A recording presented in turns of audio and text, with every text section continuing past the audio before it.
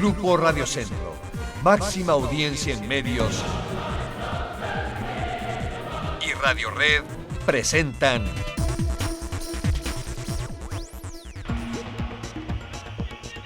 Religiones del Mundo.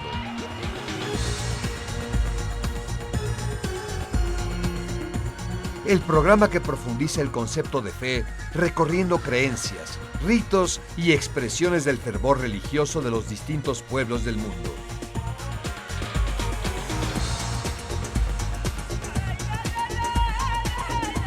Un programa que hay que escuchar para creer.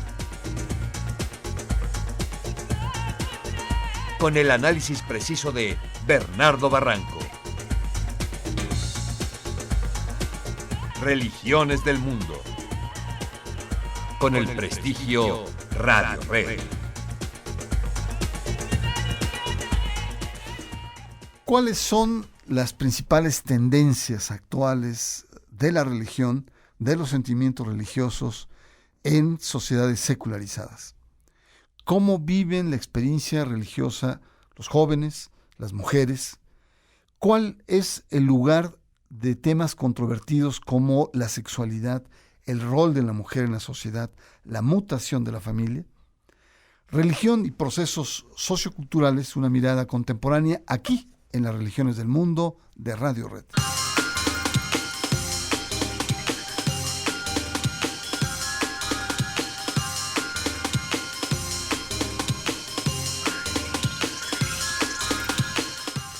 Muy buenas noches, bienvenidos a Religiones del Mundo.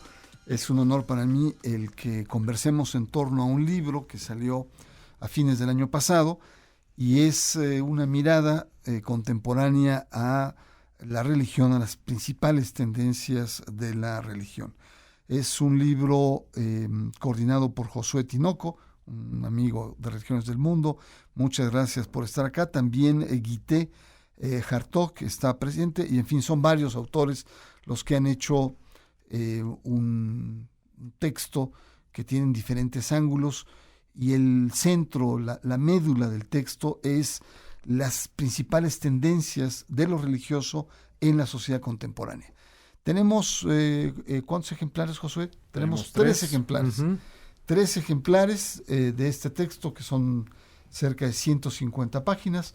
Es una coedición de la Benemérita Universidad Autónoma de Puebla y de la Universidad Autónoma Metropolitana Unidad Iztapalapa, de la UAM Iztapalapa.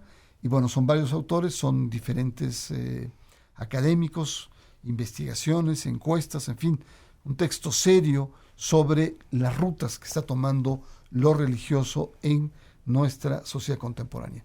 Tenemos para usted 3 ejemplares. Márquenos los teléfonos desde ahora o anótelos para que intervenga con la temática, la reflexión que vamos a presentar a usted en unos minutos más. Nuestros teléfonos es el 50 95 1110 o nuestra alada 01800 711 1110. Y sin más, le voy a pedir a mi compañero William Yarmes que nos presente el breve perfil de los invitados esta noche. Claro que sí, Bernardo, con mucho gusto. En esta ocasión, para conversar con el auditorio de Religiones del Mundo, nos acompañan el doctor Josué Tinoco. Él es profesor de Psicología Social en la Universidad Autónoma Metropolitana Iztapalapa. Y está con nosotros también la doctora Guité Hartog. Ella es profesora investigadora del Instituto de Ciencias Sociales y Humanidades Alfonso Vélez Pliego de la Benemérita Universidad Autónoma de Puebla. Es coordinadora de La Manzana, revista internacional de estudios sobre masculinidades, en www.estudiosmasculinidades.buap.mx.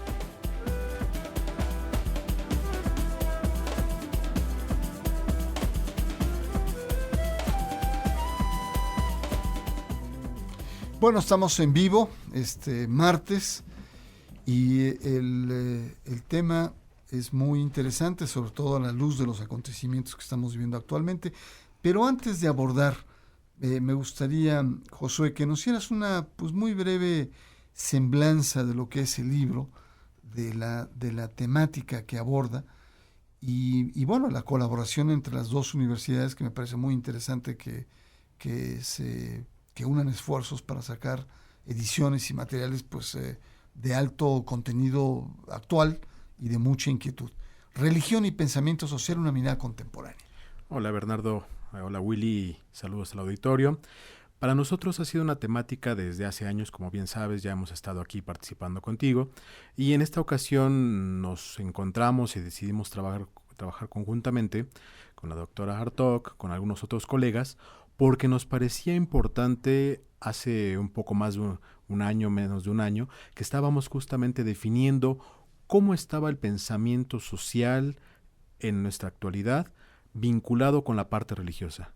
Queríamos entonces integrar en un texto que nos hablase de por dónde estábamos viendo que venían las tendencias, que venían las problemáticas también y hacia dónde se iban dirigiendo. Entonces empezamos a trabajar sobre desde dónde nos hemos dedicado, cuáles han sido nuestras aportaciones, nuestros resultados, y este texto lo que plantea son diferentes caminos, vías, acercamientos. Tenemos la parte justamente de encuestas, como algunos trabajos que hemos hecho sobre jóvenes que están pensando, pero también la parte más espiritual, dirían otros, que tiene que ver con cómo viven una procesión, las peregrinaciones, qué se va dando en ese espacio. Y otros aspectos también que son polémicos, que son actuales, pero que también son necesarios de describir y de abordar en estos temas. La parte de la homosexualidad, la parte del pensamiento conservador. Creo que se podría ser el punto nodal del texto. La idea de describir cómo el pensamiento conservador, cómo los fundamentalismos reaparecen, se retransforman y van marcando la línea de la discusión social en nuestros días. Entonces nos preocupaba cómo poder generar un texto que permitiera acercar, que al lector, que al investigador, que al estudioso de la temática le diera algo de luz sobre cómo entender esta problemática, porque los fundamentalismos pues son muy evidentes cuando ya vemos justamente a gente que se inmola o que hace alguna actividad de destrucción en nombre de los fundamentalismos, de sus creencias, pero no, se van construyendo en el día a día, se van alimentando de estos discursos, de estos llamados hacia la agresión o hacia retroceder, hacia buscar las fuentes de su fe, en aras de tratar de entender este mundo, en lugar de confrontarlo, de entenderlo, se refugian en lo que ha pasado. Entonces, quisimos ver por ahí justamente cómo podríamos trabajarlo y qué tanto jóvenes, adultos, mujeres podrían estar cercanos a este tipo de pensamiento. ¿Qué tanto se presenta en nuestra sociedad hoy en día? Muy bien, hay un texto, en la página 41, que se titula Dios no ha muerto, el machismo tampoco, y es un poco la trayectoria de un pensamiento y una práctica de género de cara, o como dirían los franceses, vis a vis la Iglesia Católica, ¿no? Como es una parte muy interesante, y además escriben pues cerca de unas 7 u 8 mujeres, ¿no? Un texto pues sí, corto que yo te decía un poco, para ponerse de acuerdo cada palabra, discusión, el párrafo, etcétera, ya en sí es todo un desafío. Pero me pareció un texto muy interesante, porque resume de manera muy sencilla lo que es esta relación entre mujeres modernas, una visión de una nueva postura de la mujer frente a las posturas tradicionales de la Iglesia. Pues sí, yo empecé a trabajar las cuestiones religiosas porque soy más preocupada yo de origen más bien preocupada por las cuestiones éticas, la equidad de género. Yo creo que me preocupa mucho el tema del machismo, de la abnegación femenina, y en mis investigaciones que había hecho pues, a nivel internacional, había visto que la gente que eran más fundamentalista, más era difícil promover la emancipación femenina y la equidad entre hombres y mujeres. Y entre otras cosas porque cuando se crearon las grandes religiones, pues el tema de equidad de género pues no existía. Así es. Ni quisiera la cuestión de derechos humanos muchas veces, y menos la cuestión de equidad de género. Y de lo que hemos visto ahora es que ninguna religión promueve la equidad de género. Y en una sociedad como la mexicana es muy importante este tema. Creo que es muy difícil. A veces hemos pensado en los años 70, por eso digo, Dios no ha muerto, porque se pensaba que con el movimiento hippie y todo eso, que la idea que la religión es el opio del pueblo, que nos íbamos a liberar de eso, ¿no? Que era una forma de enajenación y que gracias a liberarnos de las formas religiosas, la equidad de género se va a construir después porque era como una forma de equidad social, como un poco cuestiona las clases sociales. Y lo que estamos viendo es que no. Y muchas veces es un tema muy doloroso para las mujeres. Y lo que estamos viviendo con la cuestión del aborto, de los derechos sexuales reproductivos y también la cuestión de la diversidad sexual, estamos viendo que estamos retrocediendo. Uh-huh. Y creo que eso nos tiene que llamar muchísimo la atención porque ¿qué está pasando? Uh-huh. Y es un tema que ahora están en los congresos feministas. Ya está la agenda, ¿qué vamos a hacer con los fundamentalismos? Uh-huh. Y eso pasó tanto en México que en Marruecos. Y a mí me impactó que en 2 lugares del mundo, un lugar principalmente musulmán y un lugar católico, las mismas preocupaciones. Y un poco a partir de eso, pues nos pusimos, yo como un grupo de estudiantes, pues usamos muchas mujeres, empezamos a hacer observación participante, a tratar de entender lo que estaba pasando, porque lo que hemos visto es que los jóvenes y las mujeres, hay siempre esta preocupación de hacer el bien, la ética no la quitas nunca. Y en un país como México, donde las instituciones no funcionan mucho, pues vemos en los templos como un lugar por el dolor humano. Uh-huh. Y a mí me impresionó mucho ver las pastoral familiar, cómo estaban llenísimas de gente, uh-huh. y de gente que se sienten excluidas. Y de matrimonios en problemas, de madres solteras, pero de cómo de una cierta manera tenía un discurso tan duro hacia las mujeres, ¿no? Y eso yo creo que, bueno, vale la pena cuestionarnos porque vemos que el DF hace 2 pasos adelante y el resto del país hay una resaca muy fuerte. Y en Puebla se siente mucho, ¿no? Como si el país es una cosa que a partir del momento que se autorizan los abortos en el DF, el resto del país empieza a encarcelar a las mujeres, empieza a haber una persecución de las mujeres y al nombre de la religión, y eso yo creo que, bueno, es lo que más nos ha llamado, ¿no? Indudablemente que es uno de los temas centrales, esto que han señalado, el regreso de los fundamentalismos o el endurecimiento político-religioso de la influencia, sobre todo las estructuras. Sin embargo, en los textos lo que se percibe es, si bien no hay un abandono de lo religioso, sí hay una matización de la autoridad o de la estructura religiosa como tal, y una tendencia de los jóvenes y de las mujeres a vivir su fe de manera que prescinda de las instituciones, es decir, de manera ya sea individual o colectiva, o una espiritualidad muy, muy vivida en la perspectiva de las necesidades de las personas. Y eso me parece también muy interesante. También otra cosa que me parece muy interesante es en las gráficas que presenta en el capítulo titulado Pensamiento religioso en los jóvenes de nuestro invitado Tinoco, es cómo los jóvenes que dicen que tienen práctica religiosa, en la medida que van pasando los años van perdiendo esta práctica, se va debilitando. Y eso me parece muy interesante. Y al revés, también la diferencia mínima entre hombre y mujer, uno pensaría que las mujeres serían más religiosas, etcétera. Y yo he visto otras encuestas en donde, precisamente porque muchas mujeres se sienten violentadas, sobre todo por la jerarquía, en torno a las decisiones de su sexualidad, de su cuerpo y de su reproducción. Entonces como que toman una distancia o sienten que es un factor de amenaza, ¿no? El discurso a veces muy agresivo por parte de la jerarquía, ¿no? El simple hecho que las mujeres no pueden ser sacerdote. Bueno, claro, yo creo que es un freno importante para que las mujeres sigan teniendo, porque eso lo hemos visto con el trabajo que hice con Jorge Ignacio, que él fue sacerdote por más de 10 años y él estaba trabajando con las y los jóvenes, ¿no? Uh-huh. Sobre las cuestiones de educación sexual.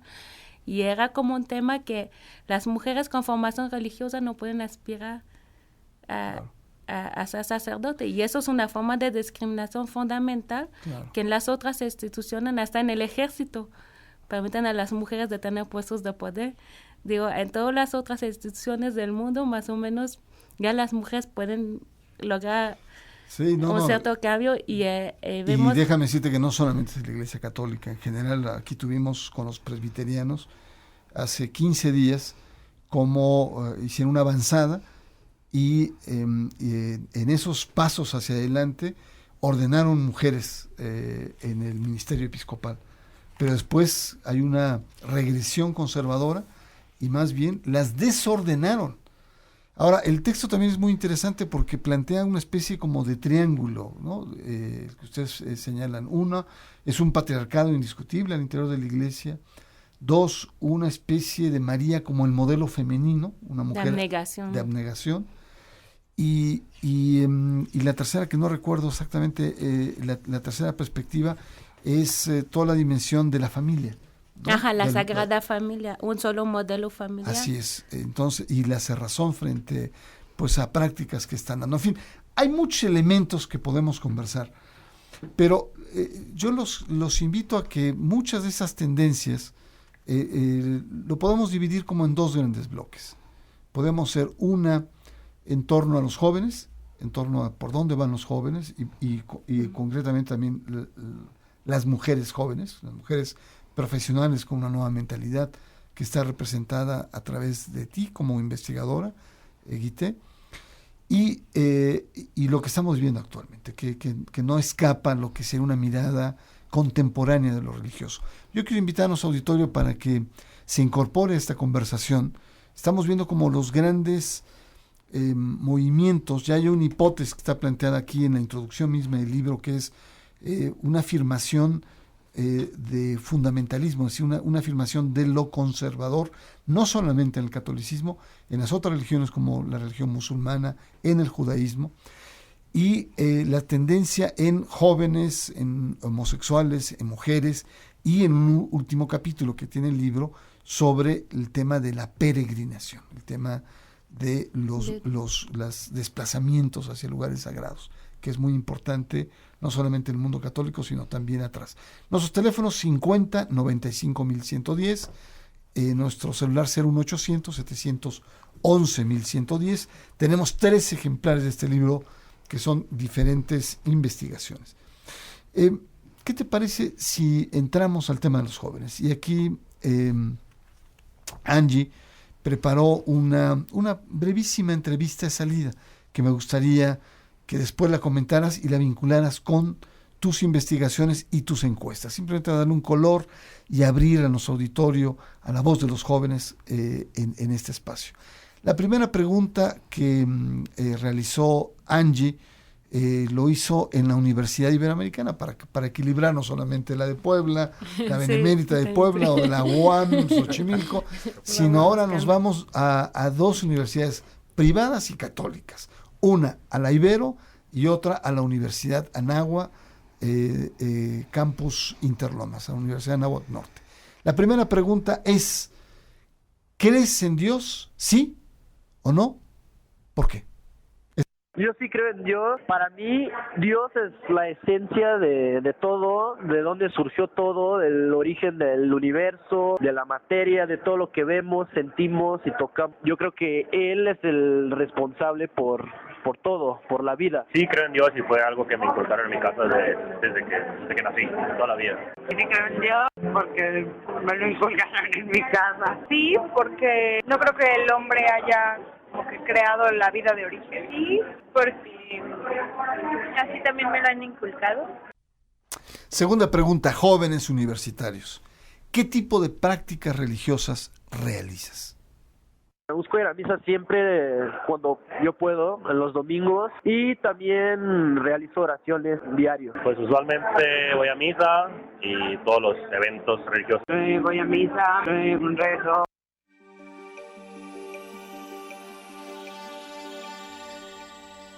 También se le preguntó a los jóvenes, rezan, ¿qué tipo de oración realizas? Esta es la respuesta de los jóvenes. Realizo las tradicionales como el Padre Nuestro, Ave María. El tipo de oración que más me gusta hacer son oraciones personales, individuales, agradeciendo a Dios por todo lo que tengo y para que ayude no solo a mí como a los demás. Sí, a veces ahí platico con Diosito. Rosarios, novenas, ir a misa los domingos y las ceremonias como importantes como bautizos, bodas. Ir a misa, igual ceremonias religiosas importantes. Último sondeo que realiza Angie y es en torno a la siguiente pregunta. ¿Acudes a tu Dios, a tu religión, solamente cuando tienes algún problema? Esta es la respuesta. No, siempre hago oraciones, entro en contacto con Dios para agradecerle y también cuando tengo mis problemas. No, también cuando tengo que dar gracias. Entonces no nada más es onda de problemas, sino siempre estar presente. No, todos los domingos. No, también para dar gracias. No, porque es parte de mi vida.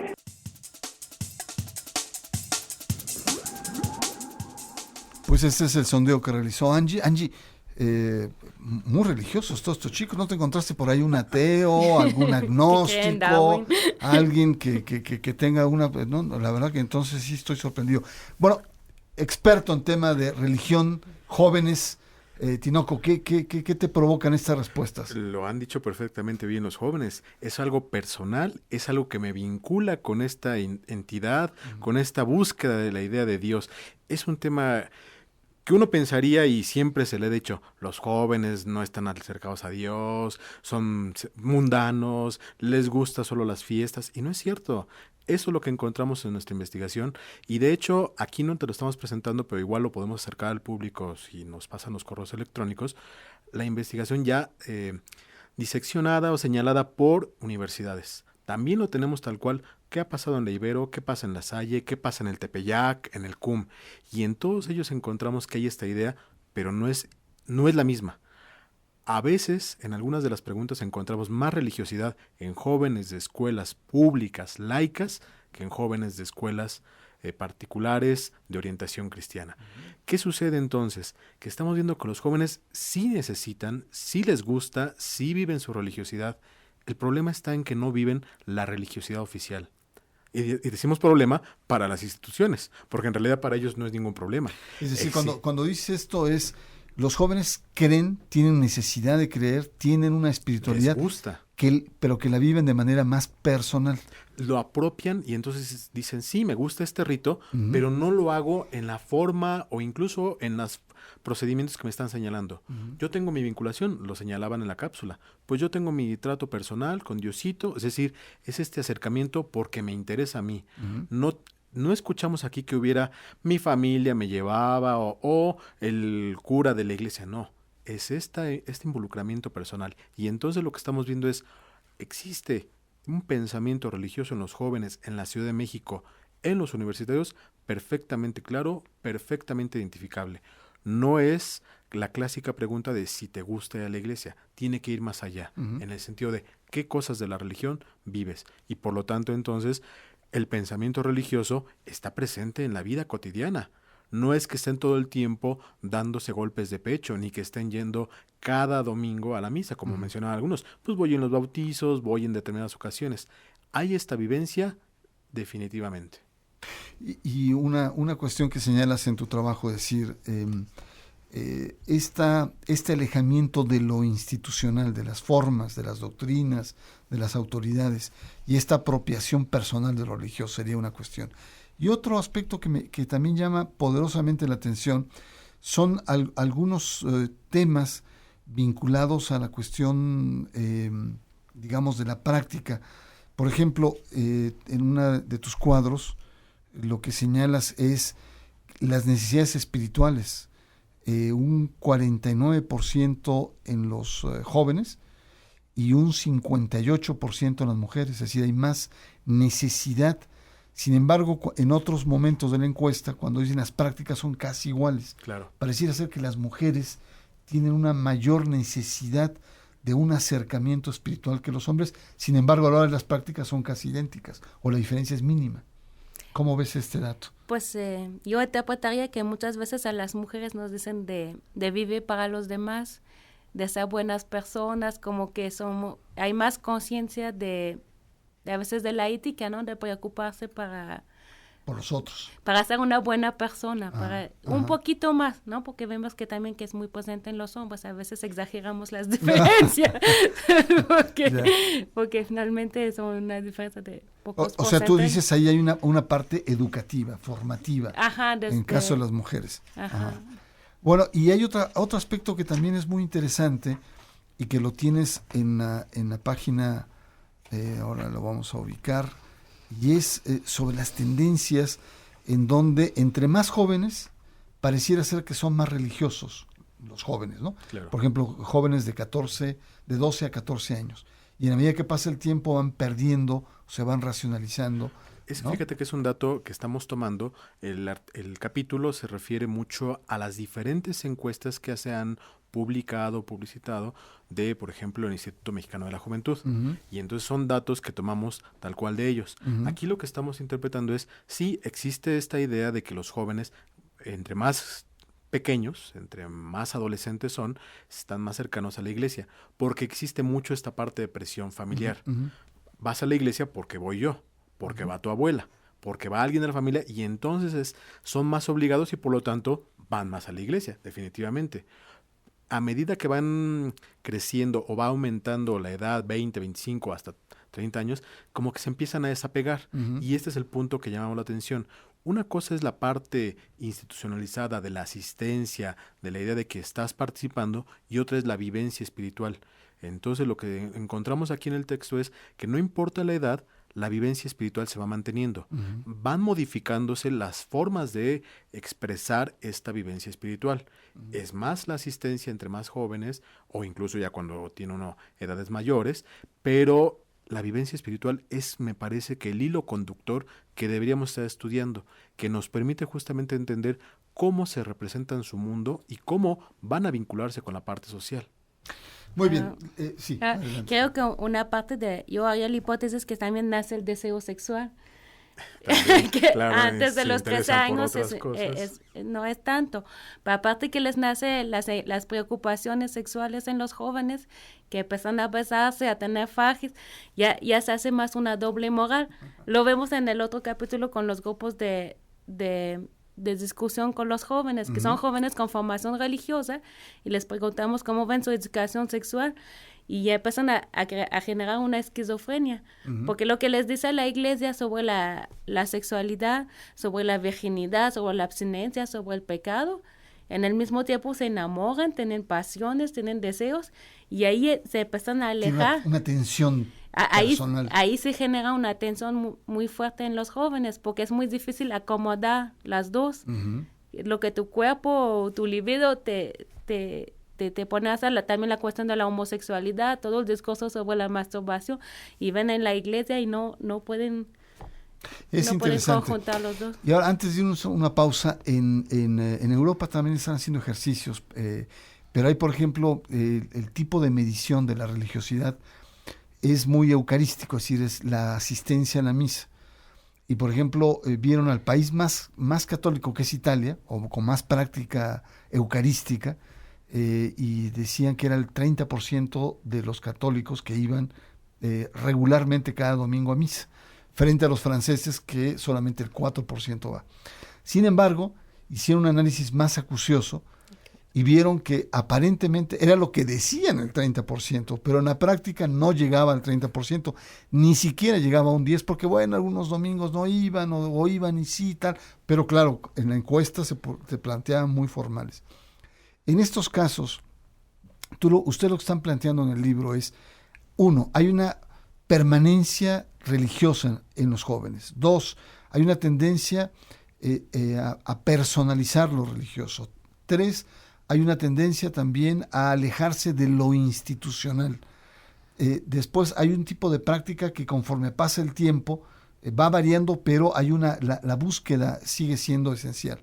Pero hay una cosa que me llamó la atención, que dice en el texto, creo que es el tuyo, no sé si es en la introducción, donde se plantea que los jóvenes, a pesar de las imágenes que uno tiene de ellos, siguen siendo conservadores o son conservadores hoy. Sí, esa es una cuestión que nos llama muchísimo la atención porque uno pensaría que es esta parte totalmente liberal, de romper esquemas, de avanzar, y no, lo que estamos viendo es que recurren como forma de entender su mundo a estos pensamientos conservadores, a esta cuestión religiosa. Antes de, primero tengo que pensarlo religiosamente. Uh-huh. Entonces, ese es un llamado de atención que han hecho varios autores de qué está sucediendo con los jóvenes. ¿Realmente son tan liberales? Sí son liberales en que buscan formas de apropiarse su vida cotidiana, su vida sexual, su vida de amistades, pero en la parte de cómo van a representarse eso que están accediendo, inmediatamente aparece el pensamiento conservador, donde no me puedo permitir pensar más allá porque mi religión, porque mi idea de Dios, porque me existe una forma que me dice, no, esto no puede ser, porque Dios me lo cuestionaría. Entonces es este elemento que me llama la atención porque justamente no es que se pierda lo religioso, se va manteniendo y el problema ocurre que como se va manteniendo y existe el alejamiento de la iglesia hacia ellos, yo no creo que sean los jóvenes que se alejan de la iglesia, es la iglesia la que los expulsa, la que no toma en cuenta estos temas que ya ha señalado la doctora y entonces los está expulsando. ¿A qué recurren? A ese pensamiento que aprendieron de niños, a ese pensamiento religioso, pero como no lo pueden seguir discutiendo, porque se les ha dicho, lo religioso no se discute, simplemente se asume, se vuelven conservadores. O sea, la idea del pensamiento conservador viene dada en que no te permites reflexionar sobre esta idea de Dios, sino que tienes que asumirla porque así tiene que ser. En otros países sí existe este discurso teológico en los jóvenes, donde pueden discutirlo. Son muy pocos realmente, existe poco esta tradición, pero en nuestro país prácticamente no se da, porque no puedes cuestionarlo. ¿Quién eres tú para cuestionar la idea de Dios? Claro. Cuando sí puedes cuestionarlo para decir, bueno, ¿podríamos vivir la sexualidad de otra forma? Claro que sí, te lo permites pensarlo, y al permitirlo pensar, entonces eliminas este pensamiento conservador que te dice, no puedes tener sexualidad, no puedes tener amistades, no puedes experimentar con tu cuerpo, porque justamente es el pensamiento conservador. Muy bien, tenemos 3 ejemplares, Religión y Pensamiento Social, una mirada contemporánea, varios autores coordinados por los autores aquí presentes, Josué Tinoco y Guité Hartog. Tenemos 3 ejemplares y nuestros teléfonos están a su disposición. Vamos a una pausa, 50 95 1110 o 01800 711 1110. Aprovecho para dar también la página de nuestra, si usted quiere reescuchar este programa o otros que han pasado en las últimas semanas, es www.religionesdelmundo minúsculas y pegado.com.mx, www.religionesdelmundo.com.mx. En unos minutos más regresamos, está usted aquí en las Religiones del Mundo de Radio Red.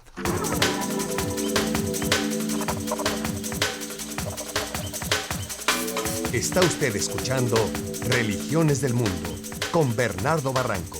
En un momento regresamos.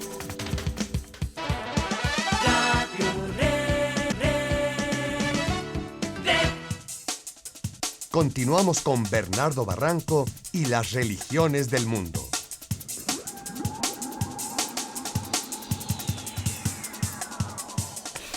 Pues está muy interesante la conversación, la verdad, y bueno, pues hay varias llamadas y hay varias inquietudes.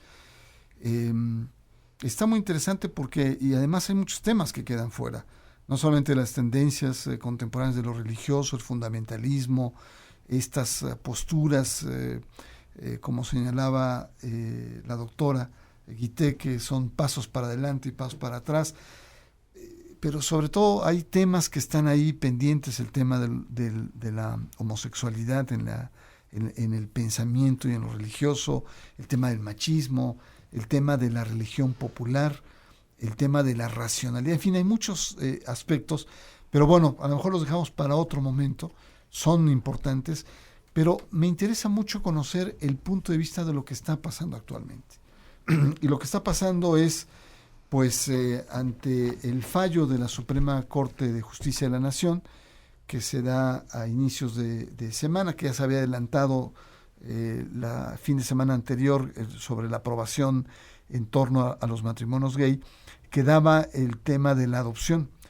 Y el domingo en Aguascalientes el cardenal Juan Sandoval Íñiguez tiene pues un arrebato muy, muy fuerte, muy violento, y acusa directamente a la Suprema Corte, a los ministros, de haberse dejado maicear, esa es la expresión que utiliza, maiceo, es decir, han sido corrompidos, y concretamente acusa a Marcelo Ebrard, al jefe de gobierno del Distrito Federal. Pero también tiene una expresión muy despectiva que levantó mucha polémica, y la expresión fue, la pregunta que él hace es si nos gustaría ser adoptados por un maricón o por una lesbiana, y con todo el dejo peyorativo de la expresión maricón. Y eso, por supuesto, que causó mucha polémica. Se han expresado diferentes grupos, incluso la propia Suprema Corte de Justicia señaló en un voto de censura inédito, sustentando el Estado laico. El PRD se ha, cuestionado. El propio PRI también ha tenido una expresión diciendo que han sido formulaciones desafortunadas por parte del cardenal.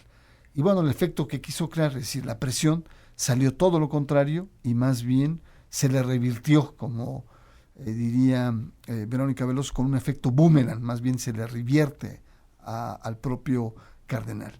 Aquí hay muchos elementos de lo que estamos viendo en términos de tendencia religiosa. Es decir, la postura de la alta jerarquía frente al tema de la homosexualidad, de las parejas. No es un tema local, es un tema internacional. Se está debatiendo, ya se debatió en Argentina, en Alemania, en Europa, en Estados Unidos ha habido un reflujo incluso en algunas decisiones que se han tomado en décadas anteriores. Una primera cuestión. Una segunda, que me parece también muy importante, es el tema de el sentido peyorativo que le da el cardenal a la expresión maricón, ¿no? Es que no es una primera vez, y que curiosamente también se le ha revertido. Pareciera ser que no aprende, porque todos estos grupos feministas, de derechos humanos, de homosexuales, lesbianas, indígenas, pues fueron los que pararon el mega donativo. Más de 6.500 demandas y quejas ante la Comisión de Derechos Humanos del Estado, manifestaciones en las calles multitudinarias, e hicieron que se echara marcha atrás el famoso mega donativo al templo cristero. La verdad, estamos viendo un momento tenso, nuevamente hay tensiones. Entonces sí me gustaría escuchar de entrada cuál sería tu impresión de este momento que estamos viviendo. Yo creo que es muy preocupante que se mezcla pederasta con homosexualidad, ¿no? Y yo creo que eso es una gran confusión, y sería importante que la iglesia, que a mí me preocupa mucho porque como soy madre de 4 hijos. ¿Cuántos hijos tienes? 4. 4 hijos. Sí, así que no estoy en contra de la maternidad, ni de las niñas, ni de nada de eso. Pero a mí me preocupa lo que hacemos a las niñas y a los niños. A mí me preocupa que la iglesia encubre escándalos de pederastas, que los abusos sexuales no están castigados, y que en el mismo tiempo se confunde que la gente dice que se van a enseñar a los niños y a las niñas si 2 maricones o 2 lesbianas los están educando.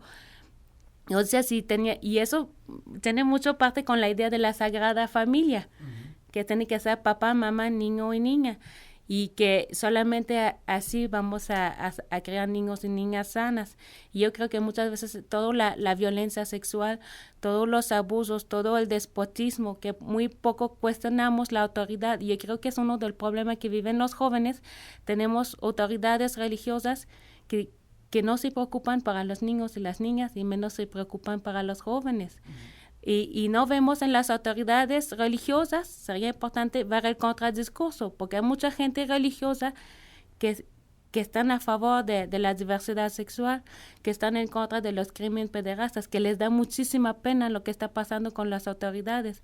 Pero tenemos un despotismo político y religioso tan fuerte que no se puede cuestionar estas cosas, y creo que ahí no es muy sano el ambiente. Digamos, siguiendo en congruencia con el libro, partes del libro, lo que plantea es que el modelo de familia es un modelo de familia sostenido por la Iglesia históricamente patriarcal, cerrado, y que muchas de las patologías sociales, etcétera, está en esa concepción de modelo familiar, en donde, entre otras cosas, se reprime o se contiene el avance natural que tienen las mujeres en la vida profesional, intelectual, etcétera, no solamente en la casa. Y las mujeres, y también la parte masculina, ¿no? La idea del Padre Supremo, que los hombres están en la imagen de Dios y no se cuestiona.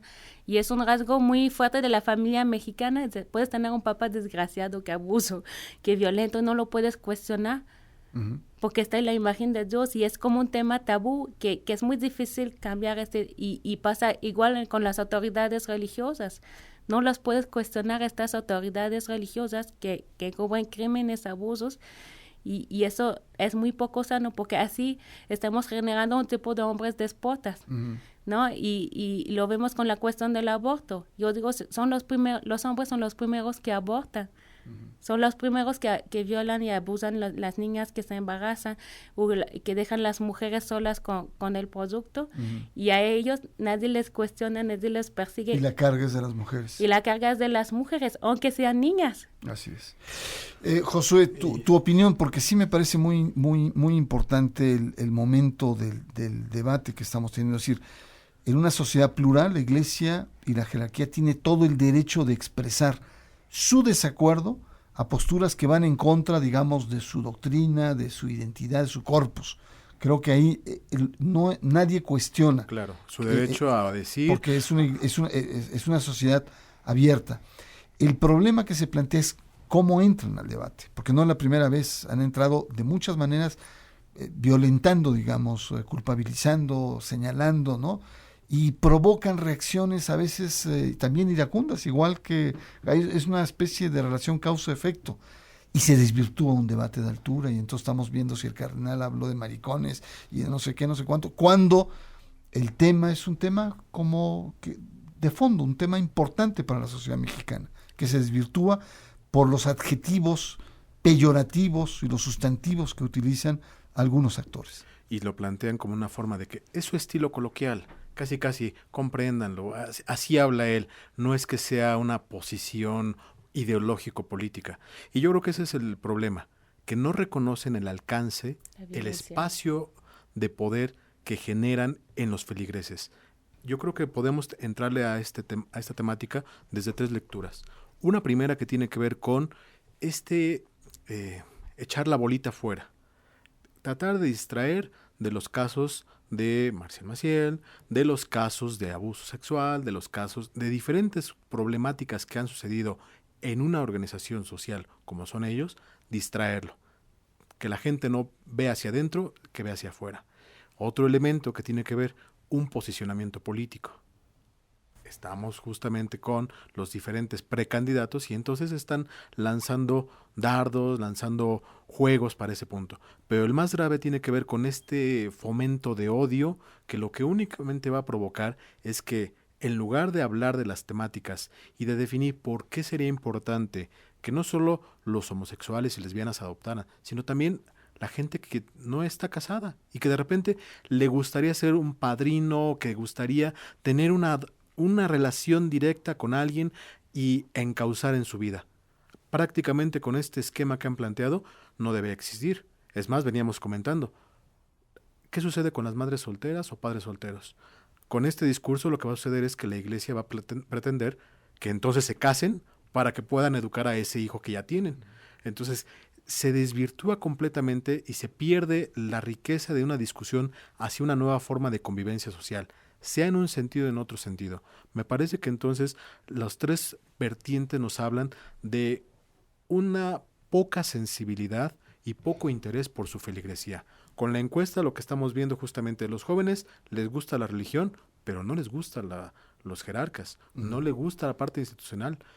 Con esto lo que estamos viendo es van a decir, claro, por eso no voy a la iglesia, porque en lugar de escuchar mensajes de amor y de paz, oigo mensajes de odio, de que hay que atacar a estos o a los otros, de que tal persona se va a salvar o no se va a salvar o se va a ir al infierno porque lo digo yo, que soy el cura, que soy el ministro, que soy el jerarca. Me parece que entonces no se está entendiendo, y hablo en general en plural, aunque lo estamos particularizando a los jerarcas, no estamos entendiendo cuál es la responsabilidad como figuras sociales en aras de construir un orden social, un nuevo país. Esta polémica parece que estuviéramos teniéndola hace 200 años. No estamos avanzando, no se está logrando. Y no porque avanzar quiere decir que hay que cambiarlo todo. Se trata justamente de cuestionarlo, de plantear cómo quiere vivir el mexicano, hacia dónde va. Si lo preguntamos, los jóvenes aceptan y adoptan esta idea del homosexual. No lo van a practicar, no les interesa, pero saben que existe y le dan su reconocimiento. Pero el pensamiento conservador que están esgrimiendo, lo único que va a generar es que los metan en duda, que digan, realmente a lo mejor yo estoy, como joven, haciendo mal en reconocer las libertades de los otros. Y va a provocar que vuelvan a este pensamiento conservador que ya decíamos. En lugar de que avance, retroceda. Mira, aquí hay una cuestión clave, es decir, en tanto líderes de la sociedad. Primero hablan a nombre, los cardenales están hablando a nombre del pueblo, como si fueran líderes oficiosos. Tienen que hablar por su feligresía, y de una feligresía que al parecer por la encuesta que estás planteando, a veces no entienden. No hay esta común unión, esta comunión. Y otro aspecto también es, yo insisto mucho en el tema de la forma, del lenguaje que se utiliza. Este lenguaje que lleva a lo que usted dice es despectivo, es peyorativo, es insultante, fomenta intolerancia, fomenta polarización. Y que incluso, perdón que te interrumpa, ya plantean no votar por determinado partido. Bueno, ese es un... ahí ya son aspectos legales, porque hay una violencia en términos del Estado laico. Pero además, una cosa, lo del tema... el adjetivo de maricón viene de María. Es una expresión vieja. Tú en Quebec sabes muy bien, porque hay muchos insultos religiosos en el somos idioma. especialistas. Es decir, una especie de sacralización del lenguaje religioso también en España. Y maricón viene precisamente de María. Es esta dimensión femenina de un hombre feminizado. Y curiosamente María, la madre de Jesús, y si mal no recuerdo, aún asistí a la presentación del libro de don Juan Sandoval, que se llama El verdadero rostro del cardenal, y tiene un enorme capítulo sobre María, ¿no?, donde habla de manera apasionada, fogosa, sobre las grandes virtudes. Es un texto que realmente no corresponde con esta utilización que hace del mismo nombre o de una derivación para descalificar a una comunidad, a una minoría que tiene todo el derecho que el Estado laico lo proteja. Tenemos muchas cosas, pero hemos insistido tanto en que la gente llame, pues que vamos a algunas llamadas. Mónica Veloz dice, los jóvenes actualmente siguen siendo muy religiosos, aunque ya no de manera tradicional, como a la Iglesia le gustaría. Hacen un sincretismo entre lo católico y lo pagano, aunque no por ello deja de ser valiosa la aportación. Está también Juan Olvera, de Chimalhuacán, Estado de México. Dice, no creo en Dios, creo en el momento, y en este momento creo que las religiones del mundo, pues gracias a ustedes he salido de muchas preguntas e ignorancias. Espero con emoción cada martes para escucharlos y aprender. Pues muchas gracias, don Juan. Esbi Simam, de Cuauhtémoc, dice... Con respecto a la tradición judía en las ramas conservadoras y reformistas, la relación hombre-mujer es casi la misma, viendo rabinas y cantoras, y en algunos libros el nombre de Dios se deja en blanco en cuanto a género. En tanto, algunas tendencias musulmanas sí tienen cabezas mujeres. Inclusive algún tiempo en México, ante la CEGOP, la representante de la tradición musulmana era precisamente una mujer. Yo me imagino que se refiere a Mina al-Yeraji, pero es una tendencia minoritaria, muy moderna, pero yo creo que el Islam histórico la verdad, está lejos de esto. Bueno, pero sería cuestión de ver, sería cuestión de analizar con un poco más. También tenemos a don Marcelino de Córdoba, Veracruz, dice, hablando de la religión católica, creo que es la que profeso. ¿Cree que don Marcelino, después de tantos años me dice que cree que es la que profesa? No, ya paro lo que viene después, don Marcelino. Dice, decidí no ir a los actos religiosos, llámese misa, por todo el daño que precisamente por lo que han comentado se hace desde los púlpitos. César Córdoba Castañeda de Los Reyes en el Estado de México, hay tendencias religiosas de la sociedad mexicana que se dirigen hacia un ateísmo con fe y un ateísmo filosófico sin iglesia. Bueno, son tendencias históricas, no son tan actuales, pero efectivamente es vivir la fe sin la estructura, sin el andamiaje religioso, ¿no? El mexicano ha sido religioso prácticamente desde lo prehispánico. Aquí en el artículo incluso mencionamos cómo ante cuestiones de enfermedades aparece inmediatamente la cuestión religiosa ya en la época prehispánica. Se ha dado y se va a seguir dando. El problema es que no lo entienden los jerarcas, que creen que lo religioso es estar todos los domingos en el culto y estar asintiendo a todo lo que ellos dicen, no a la vivencia. Margarita Pinter te pregunta, por favor, Margarita Pinter no te pregunta, me pregunta a mí, perdón, sobre el programa que hicimos sobre el libro del arzobispo de Cuernavaca. Se llama Los volcanes de Cuernavaca, Margarita. El caso Le Mercier, la autora es Gutiérrez Quintanilla, Lía Gutiérrez Quintanilla, y está publicado por La Jornada, Los volcanes de Cuernavaca. También el programa, si lo quiere reescuchar, pues marque nuestra página www.religionesdelmundo.com.mx. Estuvo buenísimo, me gustó mucho. Preguntan sobre la ficha bibliográfica del libro. ¿La podrías dar? La ficha bibliográfica del libro, aquí está. Aquí lo tienes. Ahí es. Religión y pensamiento social, una mirada contemporánea. Es editado por la Benemérita Universidad Autónoma de Puebla, que sería el Instituto de Ciencias Sociales y Humanidades, y por la Universidad Autónoma Metropolitana Unidad de Iztapalapa. Lo pueden encontrar en cualquiera de estas dos universidades. En la Gandhi también nos dijeron que ya iba a estar, entonces... qué bueno. Bueno, ahí está Arturo Santos, está su pregunta, nos habla desde Hidalgo, desde Pachuca, Hidalgo. Alicia Hernández de Toluca dice: acerca de las declaraciones del cardenal en contra de los homosexuales, creemos que es lamentable que la Iglesia promueva odio e intolerancia contra un importante sector de la sociedad. ¿Podrían dar el correo de la invitada, por favor? ¿Podrías dar tu correo? Pues dice sí. Alicia Hernández, te lo pregunta. Pues si lo doy, tengo uno que se llama serás hombre hijo mío @yahoo.com.mx. A ver, otra vez. Serás hombre hijo mío. Todo pegadito, serás hombre hijo mío, yahoo.com.mx. Raúl Contreras, desde Jalisco, dice: no es justo que critiquen un tema donde no está la parte contraria para defender sus puntos de vista. El cardenal Sandoval Íñiguez es el único que ha tenido el valor de hablar contra lo que es de su religión. Don Raúl, estoy absolutamente en contradicción con lo que usted plantea. Aquí damos todos los puntos de vista y con la libertad con la que él critica, que es un actor público, que sale a la palestra, se expone a que lo critiquen también. Y entonces, ese es el gran riesgo, pero también el gran poder de los personajes que tienen incidencia en la escena pública. Además de que no estamos hablando de un tema teológico, estamos hablando de un tema social, de la vida cotidiana. No estamos hablando de si en la escritura lo menciona, aunque sería interesante y podría tenerse perfectamente este debate, pero creo que la invitación era en otro sentido. Bueno, gracias Alicia Maldonado, Guillermo Salcedo, que nos quiere preguntar sobre el celibato, Agustín Mondragón, que nos tiene una larga intervención, también muchas llamadas de felicitación del programa y solicitud del libro. Pero bueno, se nos acabó el tiempo, yo le agradezco mucho. Vamos a dar los nombres de los ganadores. La verdad que es una buena adquisición. Agustín Mondragón, Alicia Maldonado y Alejandra López. Son los tres. Daríamos un cuarto libro, es el que traigo aquí para... Un cuarto más. Bueno, pues ya ahí lo va a decidir Angie, que es la que hizo la encuesta.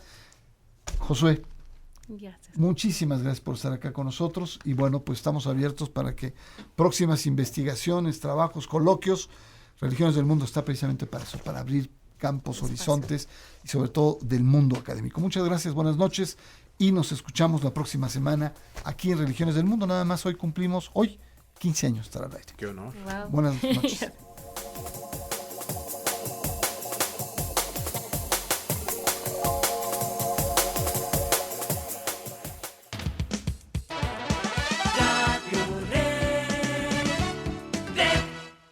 La Red le informa.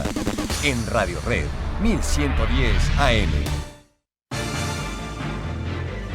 Será este miércoles cuando Marcelo Ebrard presente la denuncia contra el cardenal de Guadalajara, Juan Sandoval Íñiguez,